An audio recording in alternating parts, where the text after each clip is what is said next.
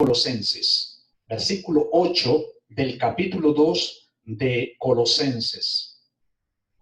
Señor, otra vez yo suplico, Señor, por tu palabra, bendito Dios. Cada vez que nos acercamos a ella y en la medida, Señor, que tú amplías el conocimiento de tu palabra en nosotros, más reverencia, más temor y temblor, bendito Dios, nos da a los que tenemos la responsabilidad de dirigirnos a tu iglesia, a tu pueblo, con tu palabra, Señor. Porque nos da temor y temblor, porque como decía el pastor Rogel Michelén, haciéndonos recordar en el tema de la predicación expositiva, que debemos recordar que el primero que está en la iglesia escuchando la predicación es quien precisamente dijo lo que el predicador va a decir, Señor. Eso cómo nos puso a pensar a los varones, bendito Dios, cómo nos puso a pensar eso. De manera que, Señor, por favor, asístenos, por favor, por tu Santo Espíritu, porque sin tu Espíritu Santo, Señor, somos incapaces. Soy incapaz, Señor, de comunicar tu palabra, pero también de mis hermanos, escuchar tu palabra, entender tu palabra, Señor. Te lo suplicamos en el nombre de Cristo Jesús, nuestro Señor. Amén. Amén y amén. Mis hermanos, somos la Misión Evangélica Reformada para Colombia y el mundo. Somos una confraternidad de iglesias locales comprometidos con el discipulado bíblico y la plantación de iglesias locales en Colombia y hacia el mundo.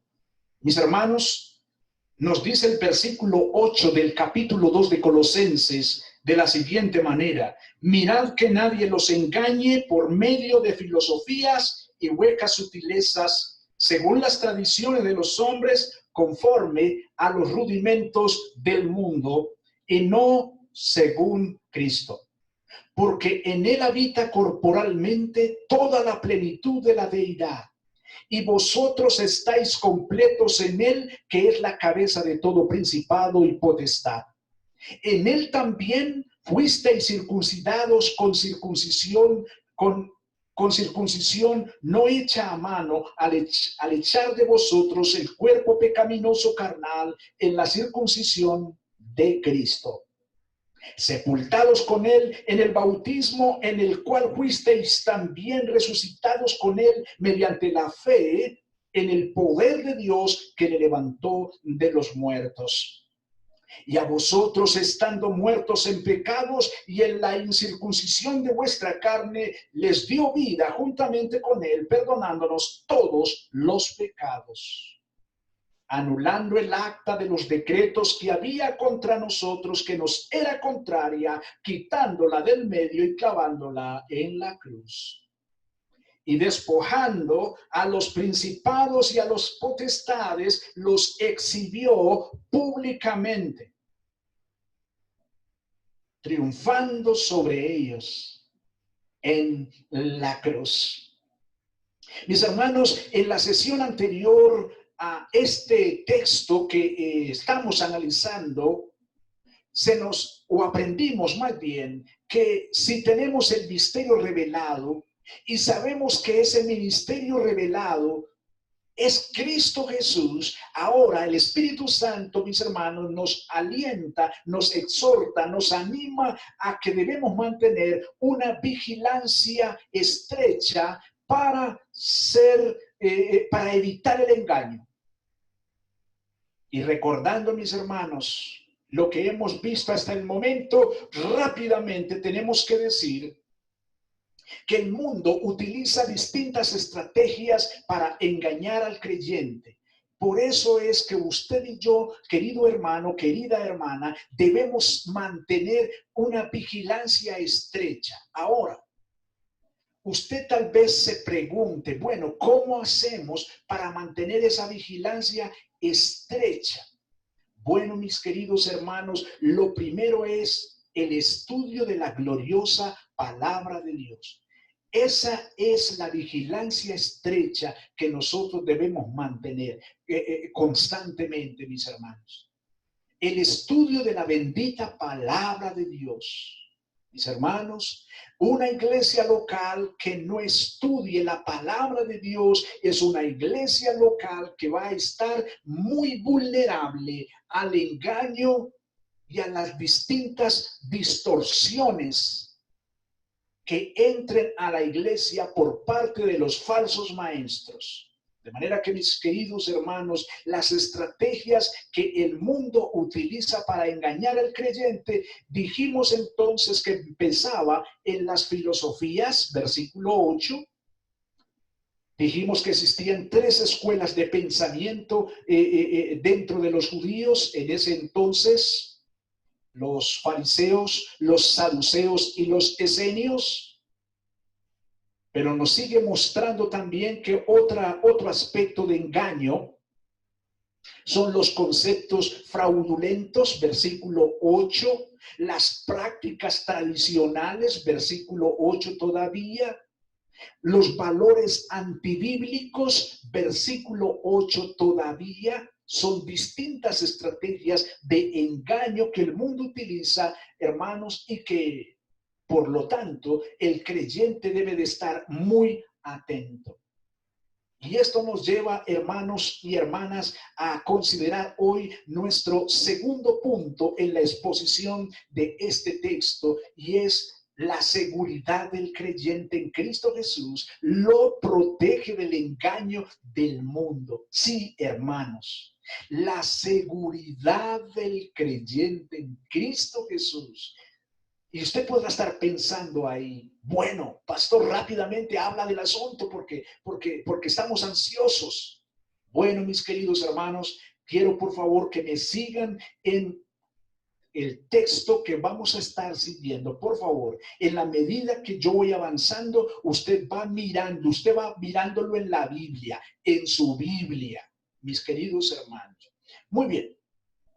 ¿Por qué y de dónde es que sacamos esta idea de que la seguridad del creyente en Cristo lo protege del engaño del mundo? Bueno, mis queridos hermanos, miren el versículo 9. Miren el versículo 9, porque hermanos, ¿saben una cosa? La seguridad del creyente se fundamenta completamente en Cristo Jesús. Escúchenlo, hermanos. La seguridad del creyente se fundamenta completamente en Cristo Jesús. Pastor, amplíe el asunto, que me estoy emocionando mucho con ese concepto. Bueno, mis hermanos, ¿por qué decimos que se fundamenta completamente en Cristo? Versículo 9 nos dice, porque en Él, y ese Él es Cristo, desde luego, porque en Él habita corporalmente toda la plenitud de la deidad. Bueno, hermanos, vamos parte por parte. Ya sabemos entonces quién es Él, hermanos. Estamos hablando de que en Cristo Jesús, que Él es Cristo Jesús. Y dice que habita corporalmente, es decir, mora, vive, reside. Es así como nos lo muestra la Biblia Las Américas. En Cristo mora, en Cristo vive, en Cristo reside corporalmente, es decir, físicamente en un cuerpo humano. En Cristo Jesús encarnado, mis queridos hermanos, habita toda la plenitud, es decir, la llenura total, la suma total. Hermanos, nos habla del estado de tener todo lo necesario, nos habla de estar completo. Queridos hermanos, en Cristo Jesús habita absolutamente toda la deidad. Ahora, cuando hablamos de deidad, cuando aquí aparece el término deidad, bueno, ¿de qué estamos hablando? Bueno, mis hermanos, la palabra griega utilizada aquí para referirse a deidad es el término teotes. El término teotes. Y es esencialmente, mis hermanos, un sustantivo que se deriva del término teos, que es Dios. El término teos es Dios, hermanos, el Dios personal revelado en la Biblia y que es trino e infinitamente relacional, como lo demuestra la encarnación de la deidad en Cristo. Hermanos, de manera que Teotes nos está indicando la plenitud de la deidad. Expresa la deidad personal, expresa la esencia de Dios como perteneciente a Cristo. Así que, mis queridos hermanos, por lo tanto, el término Teotes se enfoca en Cristo encarnado físicamente y se muestra a lo largo de su perfecta vida de fe, como nos dice Hebreos capítulo 12 y versículo 2. Hermanos y hermanas, nos está diciendo, lo que nos está diciendo el Espíritu Santo en este texto por medio de Pablo es que nosotros podemos estar tranquilos y confiados porque en Cristo Jesús encarnado, en el que usted y yo hemos confiado, porque el Espíritu Santo nos llevó a confiar en él, hermanos, habita completamente la deidad, hermanos. El Teos Dios se concentra completamente en la persona de nuestro Señor Jesucristo. Así que, mis hermanos, no es que hay una parte de la deidad por un lado y otra parte de la deidad por el otro lado, como si pudiéramos decir el Padre está por un lado, el Hijo está por otro lado y el Espíritu Santo está por otro lado. No. Lo que nos está indicando el texto, mis hermanos, es que en Cristo Jesús está completo, compacto, toda la plenitud de la deidad en la que nosotros creemos que es una deidad trina como tal. El Padre, el Hijo y el Espíritu Santo. Así que, mis amados hermanos, es por esto que podemos decir que la seguridad del creyente en Cristo lo protege del engaño del mundo, porque el creyente no tiene que ir a buscar más nada fuera de la palabra de Dios para seguir aumentando o creciendo en su conocimiento, como lo que estaban buscando, los que estaban enseñando los falsos maestros en la iglesia de Colosa. No, Señor. ¿Por qué, hermanos? Porque se fundamenta completamente en Cristo. Y hermanos, quiero mostrarles 8 argumentos que se desprenden del versículo 9. Sí, 8 argumentos que se desprenden del versículo 9. Porque el versículo 9 nos indica, pues, hermanos, que nuestro fundamento está en Cristo, que en Él se fundamenta completamente toda la plenitud de Dios. 8 argumentos, hermanos, por los cuales usted y yo estamos completos en Cristo Jesús. Bien, ¿y por qué podemos estar nosotros seguros y tranquilos? Bueno, le dije que me siga versículo al versículo. Por favor, mire el versículo 10. Mire la primera parte del versículo 10, por favor. Dice, mis hermanos, porque el creyente está completo en Cristo. Ojo pues, usted y yo estamos completos en Cristo. Mire lo que dice el Espíritu Santo por medio de Pablo a los colosenses y por supuesto a nosotros también. Y vosotros estáis, ¿qué, hermanos? Completos. ¿En quién?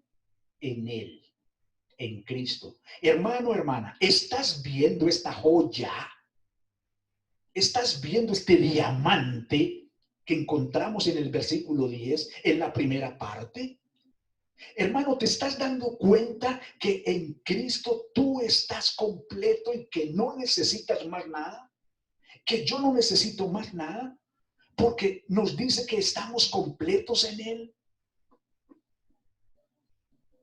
Un segundo argumento que te doy, mi querido hermano, está en el mismo versículo 10, pero la parte B, es decir, la segunda parte del versículo 10. Mis hermanos, es que tú y yo estamos fundamentados completamente en Cristo, porque es que Cristo es, hermanos, supremo sobre todo lo que existe.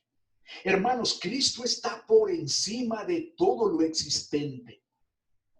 Así que, ¿qué te puede faltar a ti si el Señor es supremo sobre todo lo existente? ¿Qué te puede faltar a ti, hermano? Mira lo que dice el versículo 10, que Él es la cabeza de todo principado y potestad. Hermano, cuando habla de principado y potestad, la Biblia Las Américas nos dice, y habéis sido hechos completos en Él, que es la cabeza sobre todo poder y autoridad.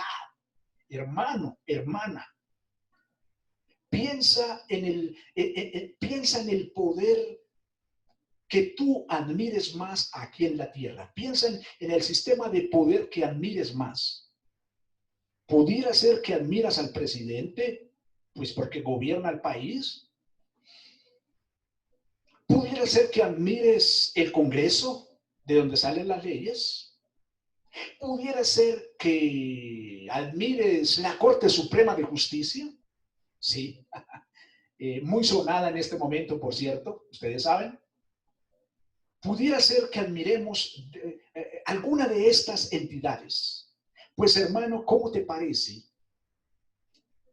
que Cristo es la cabeza de todo principado y autoridad? Él está por encima de todos estos poderes que tú y yo podamos admirar en esta tierra. Cristo es la cabeza. Y sabes una cosa, hermano, tú y yo estamos completos en Cristo, que es la cabeza de toda autoridad. ¿Te das cuenta, hermano y hermana, lo que somos nosotros en Cristo Jesús? ¿Te has detenido a pensar lo que tú eres en Cristo Jesús? Desde luego, por su gracia infinita, ¿cierto?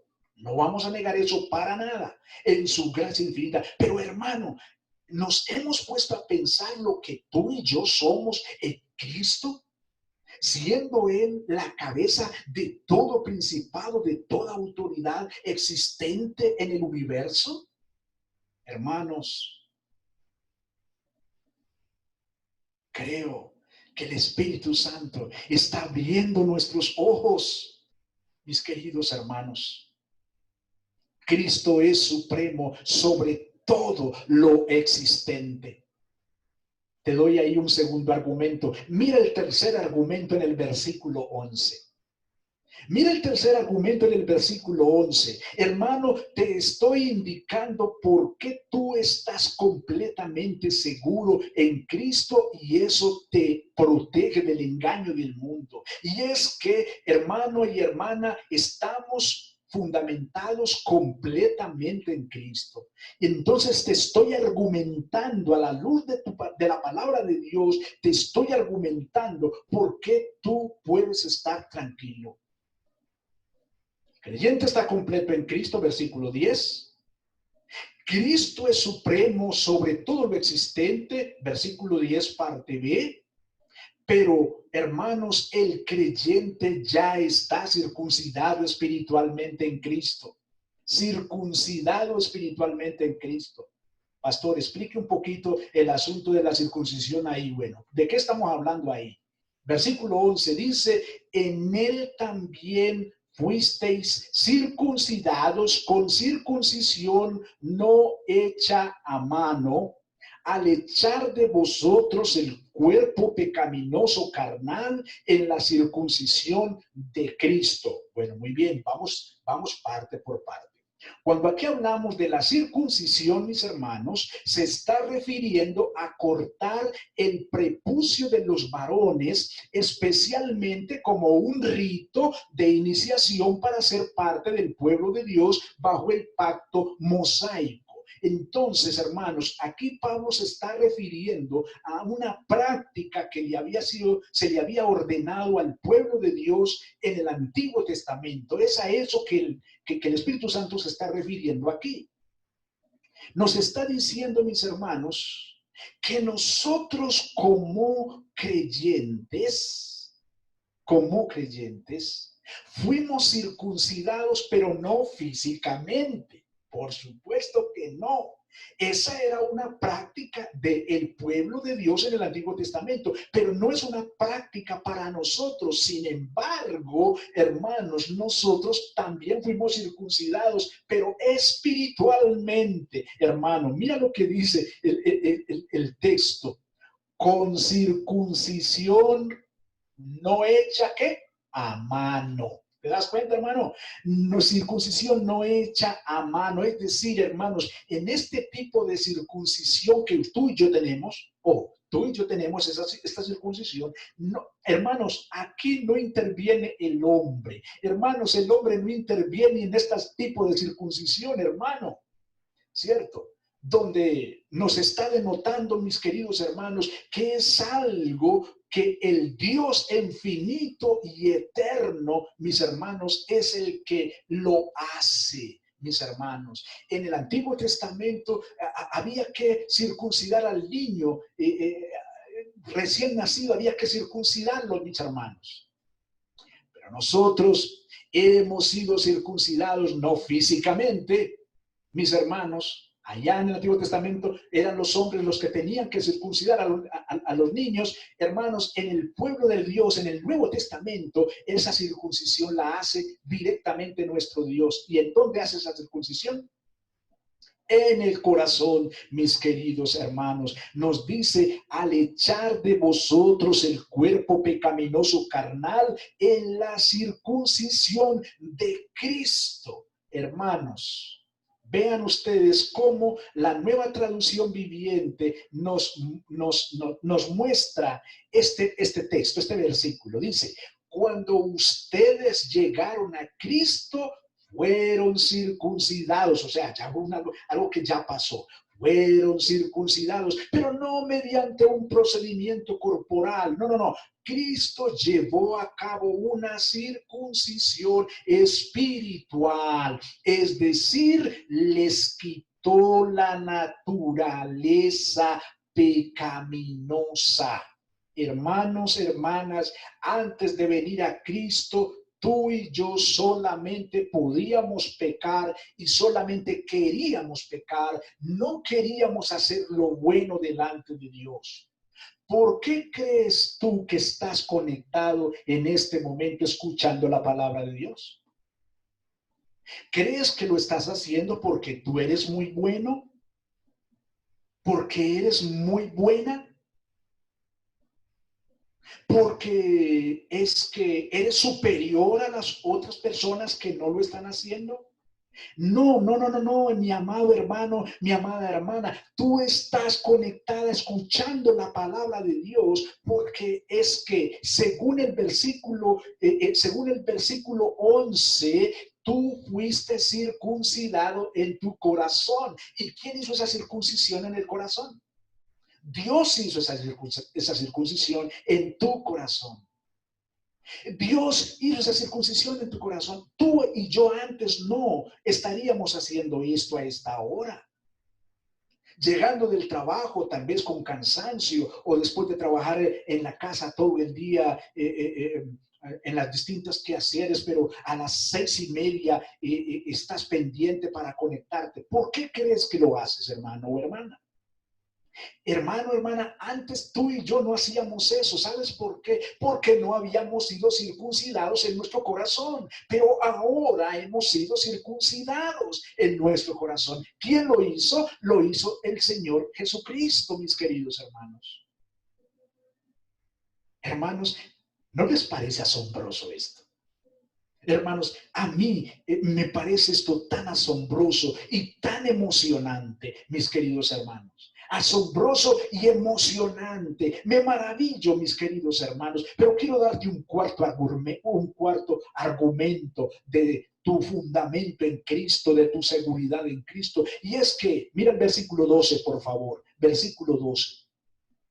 El creyente fue sepultado simbólicamente con Cristo por medio del bautismo. Esto es una hermosura. ¿Recuerdas, hermano, cuando bajaste a las aguas? Cuando fuiste bautizado. Oh, no me estoy refiriendo a cuando nos bautizaron a algunos cuando éramos niños con el rito de la organización católica. No me estoy refiriendo a ese bautismo. No. Me estoy refiriendo al bautismo de Mateo capítulo 28, versículos 18 al 20, cuando el Señor Jesucristo dijo, vayan a todas las naciones y hagan discípulos. Ojo, hagan discípulos, primero hay que ser el discípulo, bautícenlos en el nombre del Padre y del Hijo y del Espíritu Santo y enséñenles a guardar mis mandamientos. Es a ese bautismo que yo me refiero aquí y que Pablo se está refiriendo aquí. Dice, mis queridos hermanos, en el versículo 12, sepultados con él, es decir, con Cristo, sepultados, hermanos. Obviamente sabemos que es una sepultura, ¿cierto? Ser sepultado es estar ubicado o ser ubicado en una tumba, ¿cierto? En un sepulcro. Eso es cuando nos referimos a la sepultura. Entonces, obviamente el versículo se está refiriendo aquí a algo que es simbólico. ¿Simbólico en qué momento? Dice, sepultados con él en el bautismo. Cuando nosotros nos bautizamos, bajamos a las aguas y estamos siendo bautizados, es una figura de la sepultura de nuestro Señor Jesucristo. Dice, sepultados con él en el bautismo. Interesante, mi hermano, mi hermana, la palabra para bautismo aquí utilizada es baptisma, bautismo, hermanos. Es importante que haya aquí un sufijo que es ma, es decir, enfatiza que es el resultado de un arrepentimiento sincero. En otras palabras, el bautismo es posterior al arrepentimiento. Escúchalo bien, hermano. El bautismo es posterior al arrepentimiento. Significa que quien pide ser bautizado en la iglesia, por la iglesia, es la persona que ya se ha arrepentido de sus pecados y ha puesto su fe en la persona de Cristo Jesús. Entonces, sepultados por medio del bautismo, con él en el bautismo. Ahora, este bautismo aquí, hermanos, también otra palabrita importante, que es la palabra baptisma, indica inmersión, sumergir, hundir, bañar, teñir. Aquí no está la idea de rociar agua desde arriba, no. La idea aquí, hermanos, es sumergir, entrar en el agua. Por eso es que cuando bautizamos, bajamos a la persona en un simbolismo de sepultura, de que estamos sepultando a alguien, lo bajamos a las aguas y lo levantamos de nuevo rápidamente. Sepultados, el creyente fue sepultado simbólicamente con Cristo por medio del bautismo. Habla en tiempo pasado. Habla en tiempo pasado. Así que el hermano, la hermana que no ha sido bautizado conforme a las Escrituras, a partir de hoy seguramente va a decirme, pastor, ¿y qué pasa que no me bautizan a mí? Yo quiero ser bautizado o bautizar también. Bueno, amén. Desde luego que sí. Desde luego que sí. Iniciaremos un discipulado Iniciaremos una preparación, como dice la palabra del Señor. Primero tiene que ser un discípulo verdaderamente, y desde luego, claro que sí, tenemos que hacerlo. Muy bien. Así que el creyente pues ha sido sepultado simbólicamente con Cristo en el bautismo.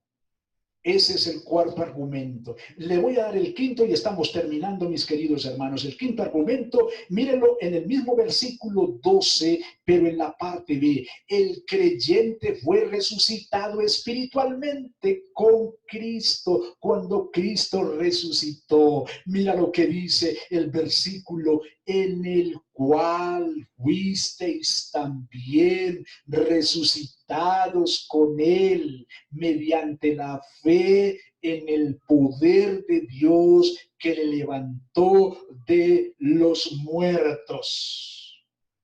Mira cómo lo dice la Nueva Traducción Viviente. Nuestras Biblias son la Reina Valera 1960. Cuando yo digo otra traducción, no es que es una Biblia diferente, no, sino son traducciones que tienen un lenguaje más cercano a nosotros, más cercano a nuestro siglo, pero que no han cambiado la idea que trae el texto como tal. La Nueva Traducción Viviente, este versículo lo pone de la siguiente forma: pues ustedes fueron sepultados con Cristo cuando se bautizaron, y con él también fueron resucitados para vivir una vida nueva, debido a que confiaron en el gran poder de Dios, quien le levantó a Cristo de los muertos. Cuando estamos bautizando a la persona, lo bajamos a las aguas, los sumergimos en el agua, señal de sepultura. Ojo, sepultados con Cristo. Señal simbólicamente, escúchelo bien, es un simbolismo que estamos haciendo en el bautismo, es una de las ordenanzas que el Señor le dio a su iglesia. ¿Cuántos sacramentos tenemos en la iglesia, hermanos? 2 sacramentos: la cena del Señor y el bautismo. Entonces, cuando estamos bajando a la persona y lo sumergimos en el agua, le estamos sepultando. Pero cuando lo subimos de nuevo, estamos simbolizando la resurrección de Cristo ahora para vivir una vida nueva. Hermanos, el creyente resucitó de la muerte. Antes estábamos muertos en nuestros delitos y pecados, según las Escrituras. Estábamos totalmente muertos, no había nada bueno, éramos unos miserables que merecíamos el infierno, pero ahora Cristo Jesús nos ha resucitado. Ahora tenemos vida con Él. Cuando Él se levantó de la muerte, mis queridos hermanos, cuando Él se levantó de la muerte, nosotros fuimos levantados de la muerte espiritual para vivir para siempre, para vivir, para gozar para siempre con la comunión de nuestro Santo Dios. Y es por eso, mis queridos hermanos, que aunque esperamos la muerte física, desde luego, esperamos la muerte física, no obstante, mis queridos hermanos, nos dice la Biblia en Filipenses, como lo miramos en Filipenses 1:20, que el creyente cuando muere, cuando parte de esta tierra, es para ir a estar con Cristo, lo cual es muchísimo mejor. Así que, hermanos y hermanas, el creyente ha sido resucitado pues con Cristo. Te doy el séptimo argumento que está en el versículo 13 en la parte B. Porque el creyente fue perdonado de todos sus pecados. Hermano y hermana, ¿qué más quieres? ¿Qué más queremos? Mira lo que dice: perdonándonos todos los pecados. Pastor, he sido tan malo, pero tan malo. Dios podrá perdonarme mis pecados. Yo hice esto. Dios podrá perdonarme. Bueno, el texto me está diciendo que fuimos perdonados de todos los pecados. El texto me está diciendo, no me está diciendo, te perdonamos este y este, pero en este quedó pendiente. No, Señor, no quedó pendiente nada. El versículo nos dice que fuimos perdonados de de todos los pecados, mis queridos hermanos. Fuimos generosamente cancelados en la deuda. Teníamos una deuda con nuestro Creador. Hermanos, hermanas, esa deuda fue cancelada totalmente con la muerte de nuestro Señor Jesucristo en el madero de la cruz.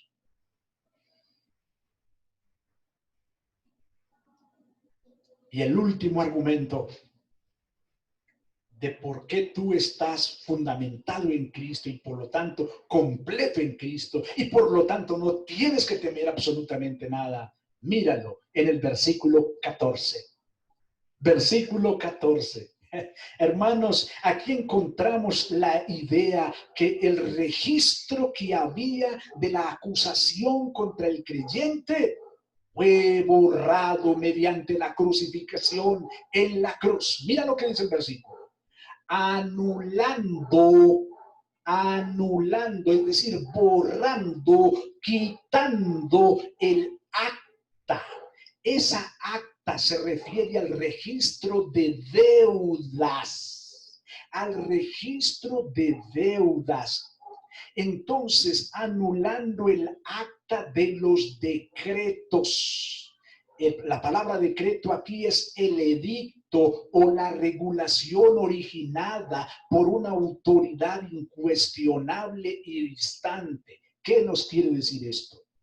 Cuando Oscar Gómez, antes de venir a Cristo, antes de que el Señor Jesucristo lo salvara,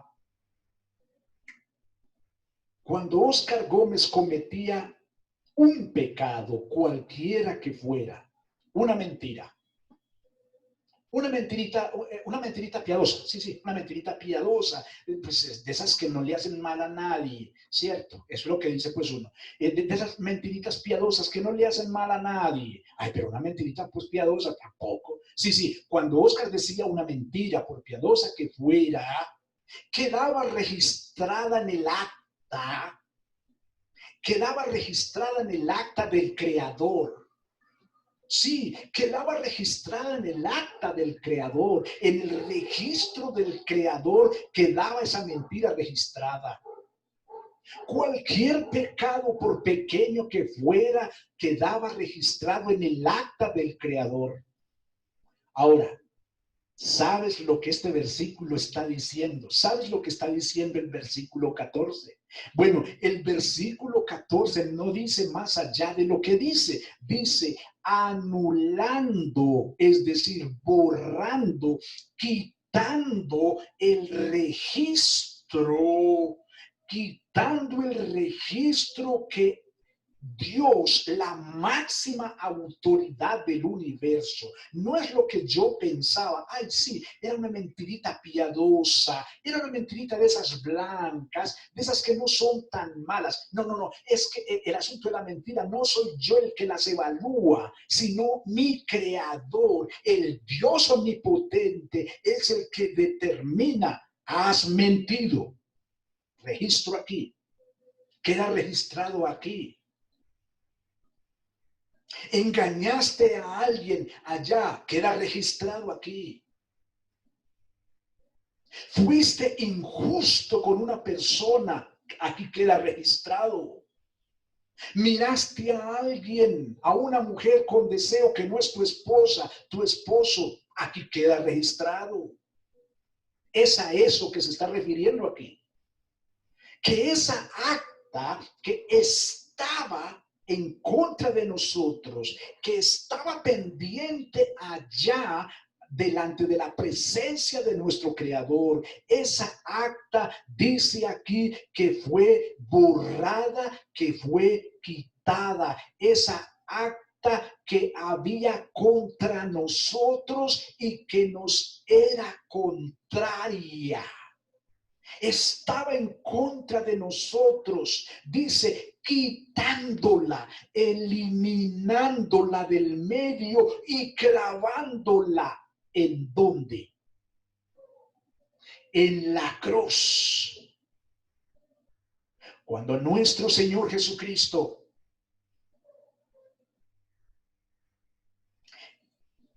fue crucificado en el madero. Cuando tú mires la cruz, hermano, cuando tú mires la cruz,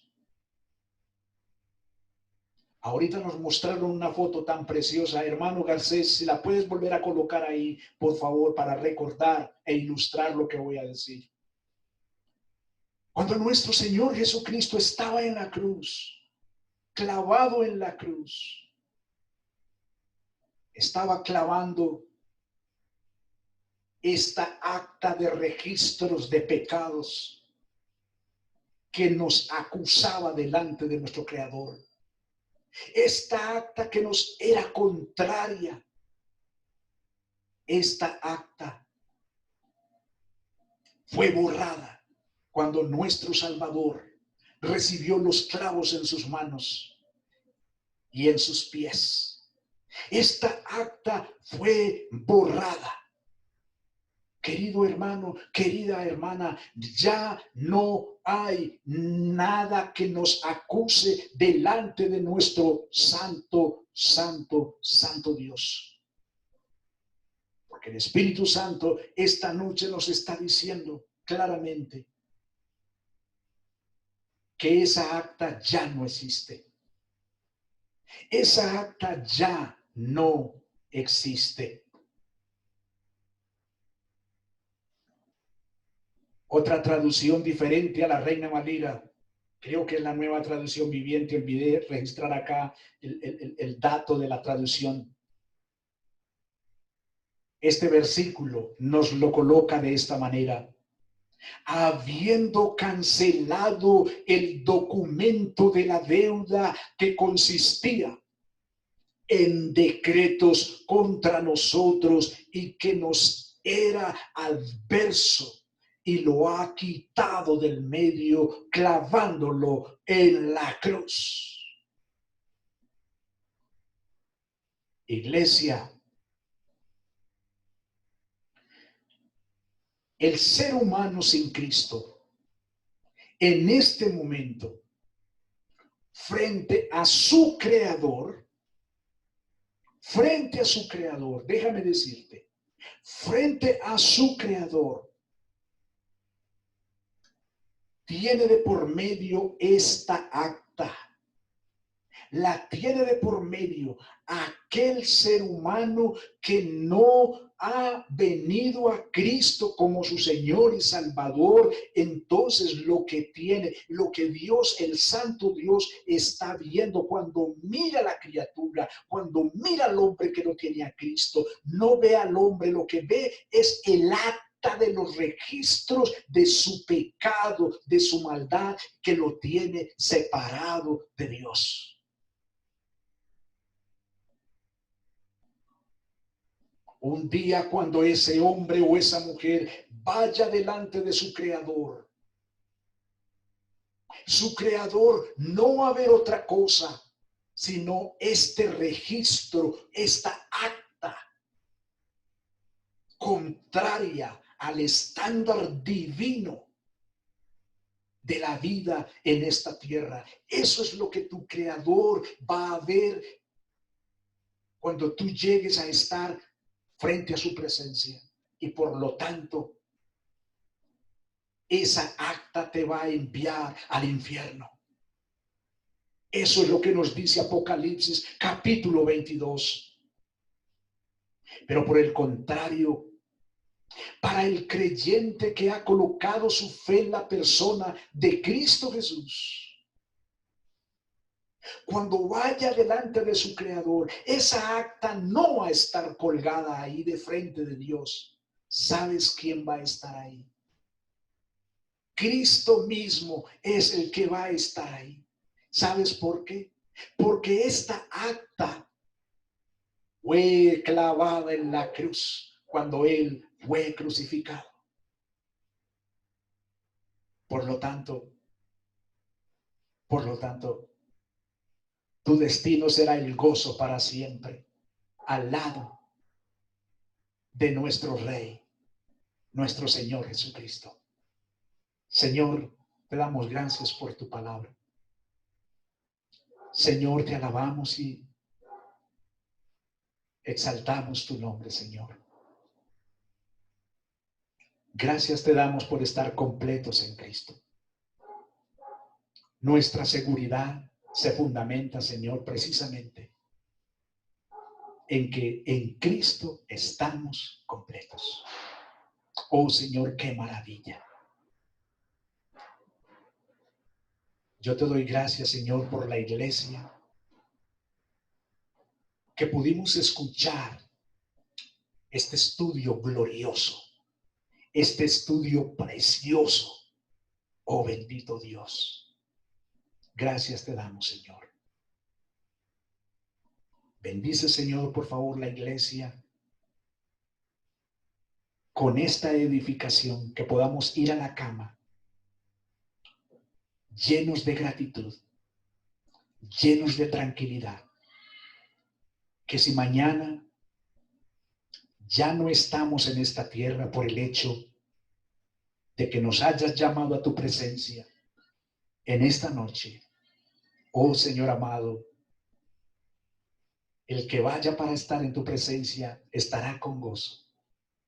Y también quienes aún queden, Señor, en la tierra, quedarán con gozo, especial, hablando de la iglesia, de los que escucharon esta predicación, sabiendo, Señor, que no había ninguna acta de por medio, porque esa acta, Señor, fue clavada en la cruz.